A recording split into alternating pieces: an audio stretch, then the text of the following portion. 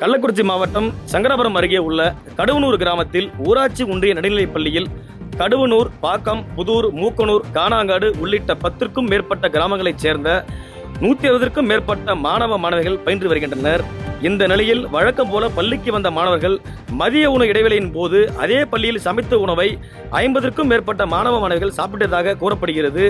திடீரென மதிய உணவை சாப்பிட்ட 50க்கும் மேற்பட்ட பள்ளி மாணவர்களுக்கு வாந்தி, மயக்கம், தலை சுத்தல், வயிற்றுப்போக்கு ஏற்பட்டதாகவும் உடனடியாக பள்ளியின் ஆசிரியர்கள் பெற்றோருக்கு தகவல் தெரிவிக்காமல் பகண்டை கூட்டுச்சாலையில் உள்ள ஆரம்ப சுகாதார நிலையத்திற்கு அழைத்துச் சென்று பரிசோதனை செய்ததாகவும் சொல்லப்படுகிறது.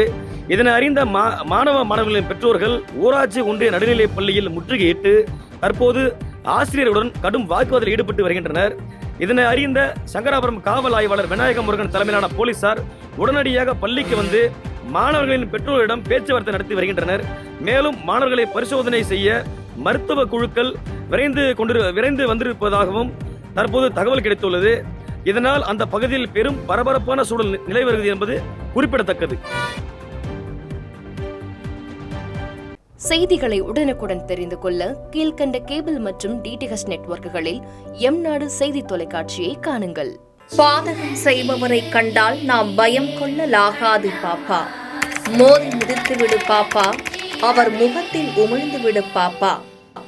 அண்மை செய்திகளை உடனுக்குடன் தெரிந்து கொள்ள இணைந்திருங்கள் எம்நாடு தொலைக்காட்சியுடன்.